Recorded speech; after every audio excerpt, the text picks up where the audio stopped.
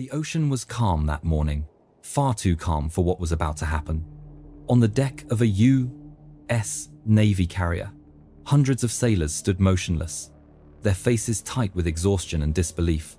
In front of them rested a battle-scarred torpedo bomber, its metal skin blackened from combat, its wings folded like a wounded bird. It should have been stripped for parts, logged, and pushed aside for the next mission. Instead, the crew had gathered in silence, watching as the aircraft was prepared for something no manual had ever described.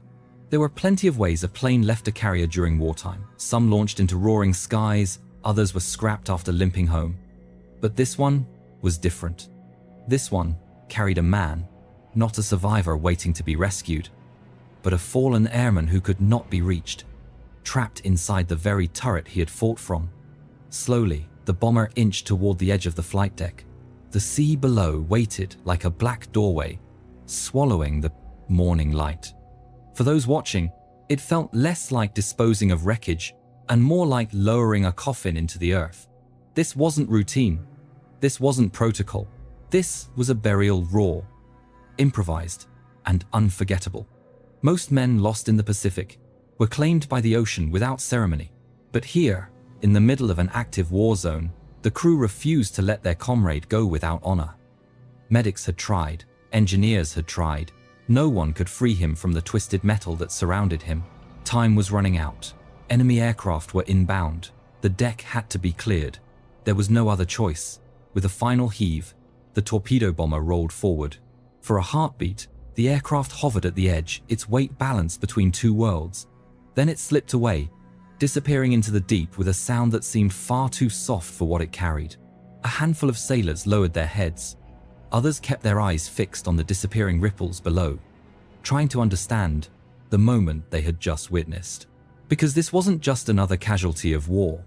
This was something far rarer. The only time in World War II that an American gunner was intentionally buried inside his aircraft. But who was the young man sealed within that steel turret? And what chain of events led the Navy to make such an impossible decision?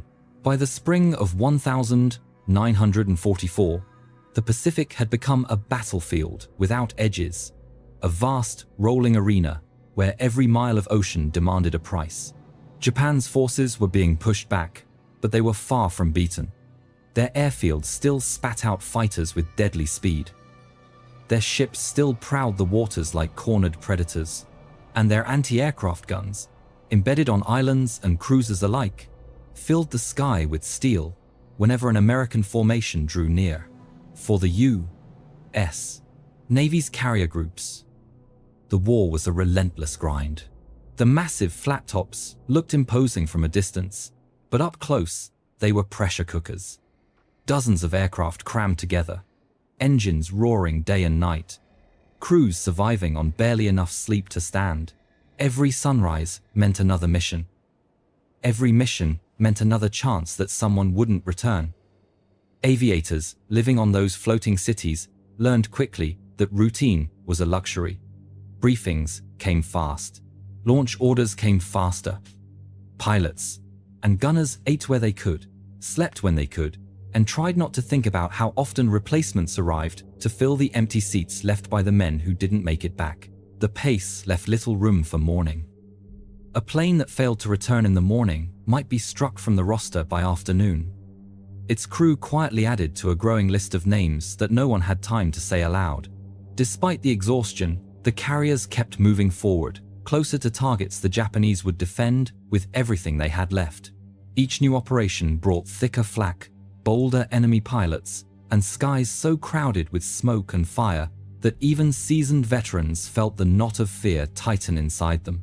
But among the new faces aboard the fleet that year were young aviators who had barely shaken the dust of training fields from their boots.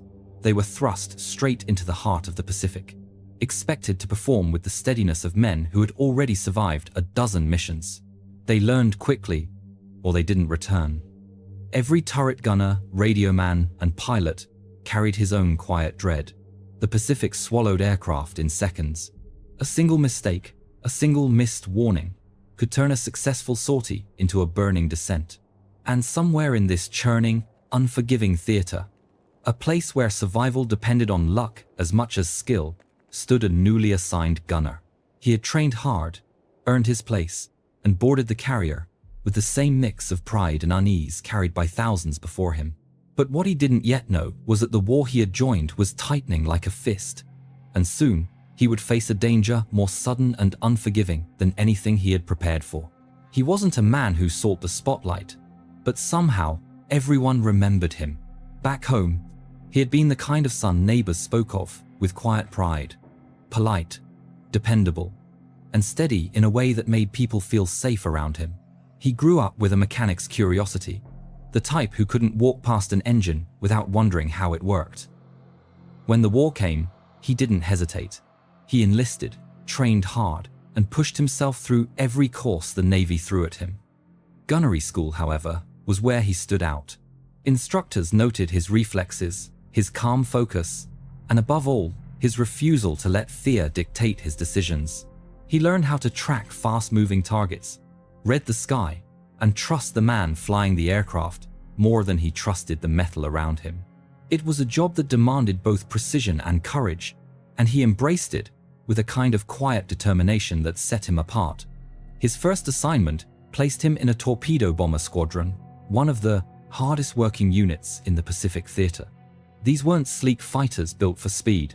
They were rugged, heavy aircraft designed to dive low, strike enemy ships, and claw their way back through walls of anti-aircraft fire. For the gunner, the turret was both a vantage point and a prison. Inside that dome of reinforced plexiglass and curved metal, space was measured in inches. The gunner sat hunched, knees tucked, elbows pinned, surrounded by cold steel and the constant vibration of the engine. Communication came through crackling radios and short, urgent exchanges. Vision was limited to whatever the turret allowed. If the aircraft caught fire or took a direct hit, escape was far from guaranteed. Many never made it out. Aviation historians often compare turret gunners to the isolated sentinels of bomber crews. As one expert once put it, they sat alone in the most exposed part of the aircraft, responsible for watching the one direction the pilot couldn't afford to lose behind him. That responsibility created a bond inside each crew that outsiders rarely understood. The pilot relied on the gunner to guard their blind spot. The radio man relied on him to stay alive long enough to call for help. And the gunner relied on them both to bring him home. This young man fit naturally into that world. His crew quickly came to trust his instincts, his judgment, and the way he stayed alert even when exhaustion pressed in from all sides. He wasn't loud. He didn't boast. He simply showed up, did his job, and refused to back down from anything the war demanded of him. But out in the Pacific, trust wasn't just a comfort, it was a lifeline. And soon, that bond between three men would be pushed to its breaking point in the harshest way imaginable. Life aboard the carrier moved to its own rhythm, a constant thrum of engines, men, and machinery that never truly stopped. To outsiders, it might have looked like chaos. To those who lived on its steel decks, it was a world with rules as precise as any clock. Every morning began the same way. The smell of fuel drifting across the hangar, mechanics wiping down tools before the sun even rose, and flight crews gathering around chalkboards covered in mission notes. Pilots sipped lukewarm coffee as briefings rolled on. Radiomen checked frequencies again and again, hunting for any static that might cost them precious seconds in the air. And turret gunners, like him, performed the same ritual, cleaning weapons, checking ammunition belts, making sure their turning mechanisms wouldn't jam in the middle of a fight. Between missions, aircraft lined the deck in tight rows, their metal frames creaking under the constant salt wind. Maintenance crews scrambled over them like surgeons, replacing panels, patching holes, and tightening bolts loosened by violent dives. No one had the luxury of waiting for ideal conditions. Each plane had to be ready for the next launch, even if the last mission had ended only hours earlier. But within that unending rush, the three-man crew found their own sense of family. Their pilot, the kind of leader who earned respect without ever demanding it, was known for his steady hands and unshakable calm. He had already brought home aircraft so damaged that other pilots doubted they could stay airborne. His radioman, a sharp-minded technician with a dry sense of humor, kept the cockpit connected to the fleet and had a reputation for spotting danger before anyone else noticed it. Together, the three of them became more than a crew. They became a team built on trust. The pilot guiding the aircraft through chaos, the radio man keeping their lifeline open, and the gunner guarding their blind spot with unwavering focus. In the rare quiet, moments sharing cigarettes near the island structure, or lying in their bunks, listening to the hum of the ship, they joked, argued, and talked about home. They made promises about what they'd do after the war, though none of them fully believed peace would come soon, because outside their temporary sanctuary, the carrier group was preparing for larger, more dangerous operations. Intelligence reports warned of thicker enemy defenses, heavier anti-aircraft fire, and desperate Japanese resistance as American forces pushed deeper into contested waters. Every takeoff carried more risk. Every landing felt like a victory. And with each mission, the three-man crew drifted closer to a turning point none of them could possibly see coming. The battles that followed came in waves, sudden, violent, and impossible to predict. As the carrier group pushed closer to enemy strongholds, the skies above the Pacific turned into a shifting maze of smoke trails and burning wreckage. On some days, American aircraft launched before dawn and didn't return until the sun dipped behind the horizon, each flight risking a gauntlet of flak that seemed to thicken with every mile. For torpedo bomber crews, these missions were the definition of courage and dread colliding. They attacked low, weaving through bursts of anti-aircraft fire that erupted like iron rain around them.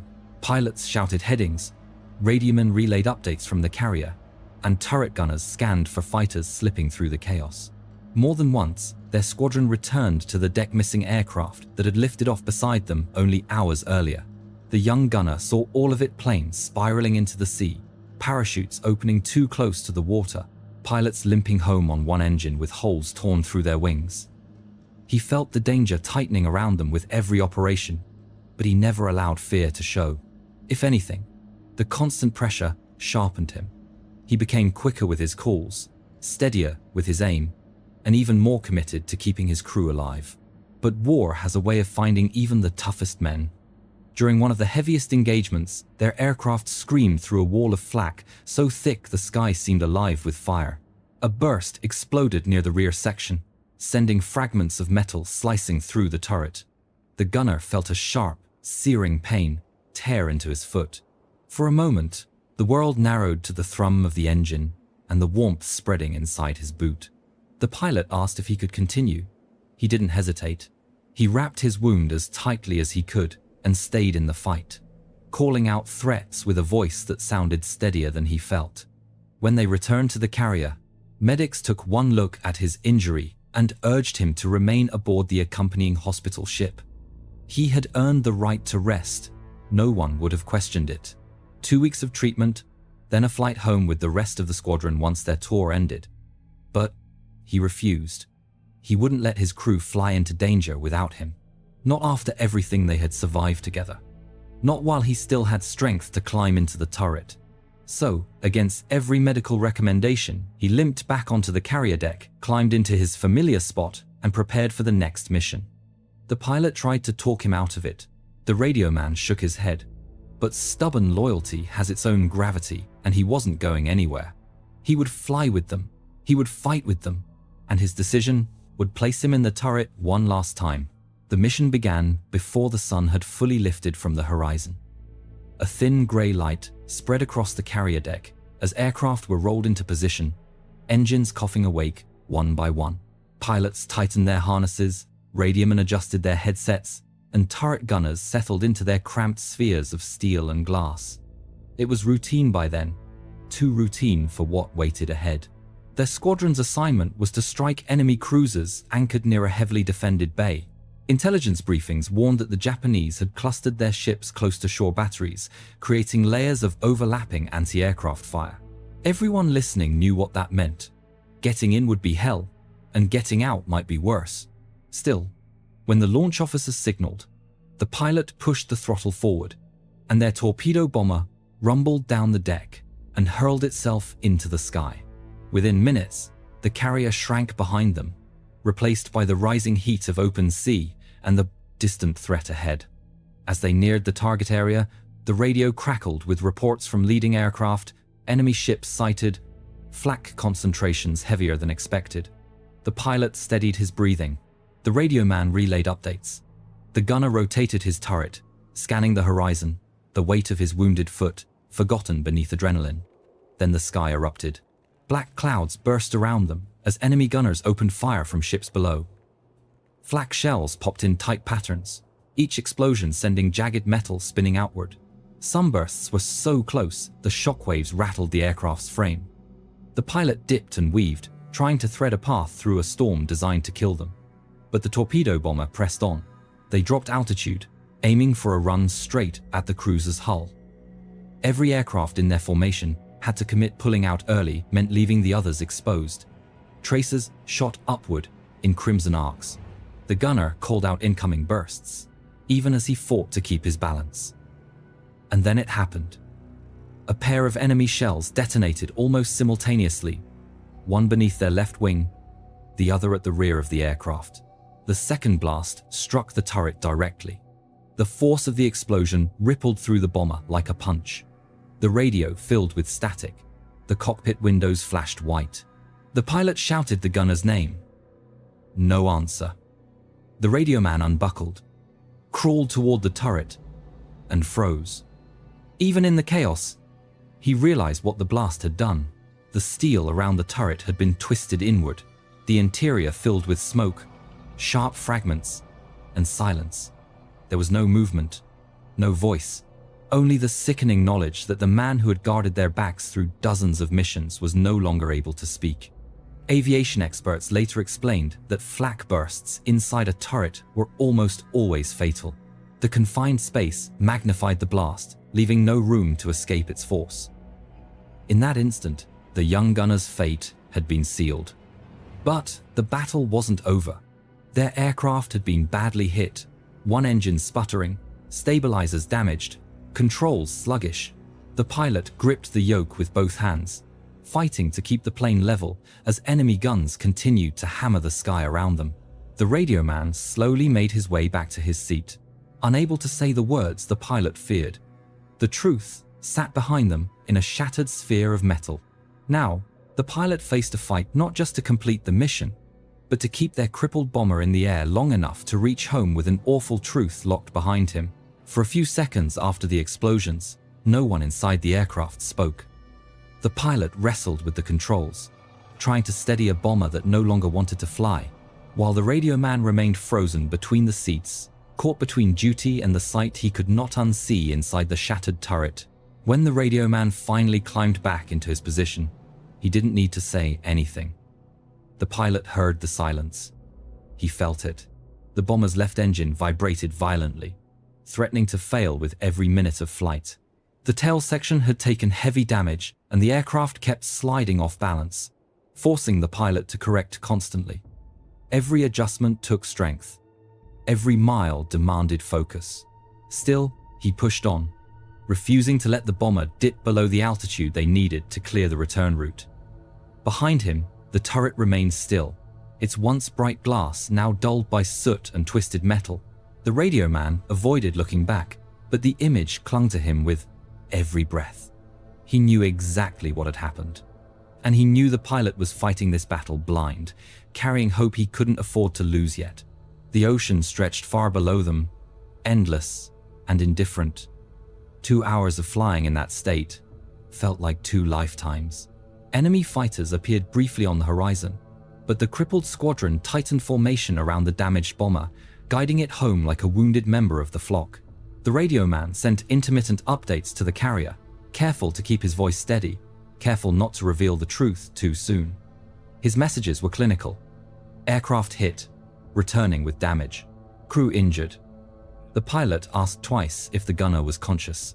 Both times the radio man answered the only way he could. "He's not responding, sir. I can't check again. We're taking too much turbulence." It wasn't a lie, but it wasn't the truth. The sun rose higher as they approached friendly waters, painting the clouds in soft colors that didn't match the weight inside the cockpit. The smell of fuel, smoke, and burnt metal filled the air. The pilot's arms trembled from effort. At one point, The left engine backfired so violently the entire fuselage shuddered. The bomber dipped just for a moment, but he caught it, pulling them back from the edge with a quiet, determined growl. Finally, the radio crackled with the carrier's signal. Landing crews were ready, flight deck cleared, emergency teams standing by. Relief washed through the cockpit, but only partially. The radio man knew the moment they touched down, the silence he had protected would break like glass. Because the hardest decision, the one no aviator ever trained for, was still waiting on the carrier deck. The carrier deck was already on edge when the damaged bomber approached. Reports of possible enemy aircraft inbound had triggered a flurry of movement crews, securing loose equipment, gunners scanning the sky, deck officers clearing space for emergency landings. In wartime, a carrier was both fortress and target, and on days like this, it felt like the whole ship vibrated with nerves. When the returning formation appeared, spotters called out the crippled torpedo bomber limping at the rear. One engine smoked, the stabilizers sagged, and the landing gear wobbled as it lowered into place. Even from a distance, deck crews could tell the plane was barely holding together. The pilot brought it in with the precision of a man who had saved failing aircraft before. But even then, the touchdown hit hard. The left wheel struck first, skidding violently before the bomber slammed down fully and rattled to a stop. Medics sprinted across the deck. Fire crews followed, prepared for fuel leaks or sudden ignition. The cockpit canopy flew open, and the pilot, shaking but conscious, yelled for help in the rear section. The radio man climbed out behind him, pale and silent. It was then that the nearest crewman glanced toward the turret and froze. As medics reached the aircraft, the reality became clear in an instant. The turret had been destroyed inward, its metal warped, its frame buckled, its interior fused together in a chaotic mass of steel and shattered glass. No one inside that confined space could have survived. And worse, the blast had locked the structure around the gunner's body, binding him in a way that no quick tool, no fast fix, could undo. The lead medic stepped back, shaking his head. Engineers were called next. They circled the turret, examined the twisted metal, tried to assess where cuts could even begin, but their faces told the story before their words did. It would take hours. Hours they didn't have. One of the ship's senior officers arrived, the tension in his stride unmistakable. Enemy aircraft were still reported heading toward their position. The flight deck had to be cleared for defensive launches. Keeping a damaged plane parked in the middle of it was a risk no commander could justify. But inside that ruined turret was a member of their own, a man everyone aboard respected, a gunner who had refused to abandon his crew. Expert commentary would later explain it simply. Turret assemblies were not designed to be removed quickly. In combat conditions, separating the structure without causing further damage or dishonor was nearly impossible. The officers weighed their options, but there was no real choice to make. They couldn't free him, they couldn't keep the aircraft on board, and they couldn't delay the enemy was coming. Silence settled briefly over the deck as the reality set in. Then the order was given, heavy with sorrow. They had minutes to honor him, the only way the situation allowed. The decision spread across the flight deck in a quiet ripple, passed not through shouted commands, but through the expressions of the men who understood what had to happen next.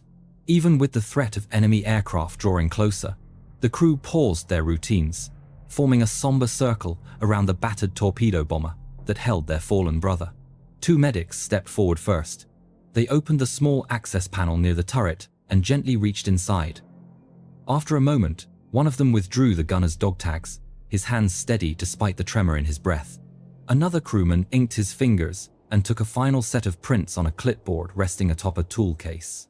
These small actions, carried out under the watchful eyes of dozens, felt like the only pieces of dignity they could still offer him. No wrenches were lifted, no bolts were loosened, no panels were stripped for salvage. Under normal circumstances, every functional part of a returning aircraft would be harvested: engines, radios, gun mounts, even small components needed to keep the squadron flying. But today, no one touched a thing. The bomber, damaged and worn from battle, would remain exactly as it was. Leaving it untouched became their final gesture of respect. The deck crew moved into position along the wings and fuselage, their hands pressed against the metal they had maintained, repaired, and trusted through countless missions. When the order was given, they pushed together, guiding the aircraft slowly toward the edge of the carrier. The ship's engines droned beneath the ceremony, a reminder that danger was minutes away. Yet for this brief stretch of time, the entire deck stood still. As the bomber reached the edge, the ocean wind whipped across the metal surface, rustling uniforms and stinging eyes. The pilot, who'd brought the aircraft home against all odds, stood rigid beside the island structure, jaw clenched, gaze fixed on the turret that had once held a man he called a friend. The radio man stood behind him, head bowed, unable to look directly at the moment unfolding. With one final push, the aircraft tipped forward. For a heartbeat, it hovered, nose pointed toward the sea, tail rising as if making a final salute of its own. Then, gravity took hold. The bomber slipped off the deck, vanished below the surface, and disappeared into the depths with a soft splash that felt far too gentle for the weight of the act. The water rippled, then stilled. A moment later, the sound of aircraft engines roared overhead. Two planes from his own squadron swept past in a tight formation, flying low above the carrier wings, dipped in a final tribute. No words were spoken. None were needed. Above the endless Pacific, the men who served beside him offered their last salute to the gunner who had gone to war with them, and would now rest beneath the waves. Long after the torpedo bomber disappeared beneath the Pacific, the memory of what happened on that deck refused to fade. Sailors would later say that the silence felt heavier than any thunder of battle, that, for a moment, the war itself seemed to pause, acknowledging the young man who gave everything he had without hesitation. His burial was unlike any in the long history of naval aviation. No folded flag was handed to a family. No rifles cracked through the air. No chaplain read final rites. Instead, the ocean became his grave, the aircraft his coffin, and the men who served beside him tired, wounded, and still fighting the ones who carried out a ceremony shaped by the urgency of war and the depth of their respect. His story stands out not because he was the only one lost, but because he was the only airman intentionally laid to rest while still inside the machine he fought in. Yet his fate mirrors thousands of others whose final moments vanished into vast oceans, dense jungles, and distant skies with no witness but the war itself. For every formal burial with polished brass and solemn words, there were countless losses that never received a name carved in stone. He represents them all. The pilots who never returned from their final dive, the radiomen whose last message faded into static, the gunners who fought until the sky went dark around them. And although he never lived to see the world he helped protect, his final choice to climb back into the turret, despite injury, despite fear, despite the option to remain behind, speaks louder than any medal or citation. His loyalty cost him his life, but it also immortalized him. Today, historians still pause when telling his story. Veterans choke up when recalling that long-ago ceremony on the flight deck. And modern crews, flying aircraft generations newer than his, still understand the bond he died honoring. Because, in war, bravery isn't always loud. Sometimes it's a decision made in silence. Sometimes it's a man choosing to stand with his brothers one more time. And sometimes it's a torpedo bomber slipping into the sea, carrying with it a hero whose echo still rises with every wave.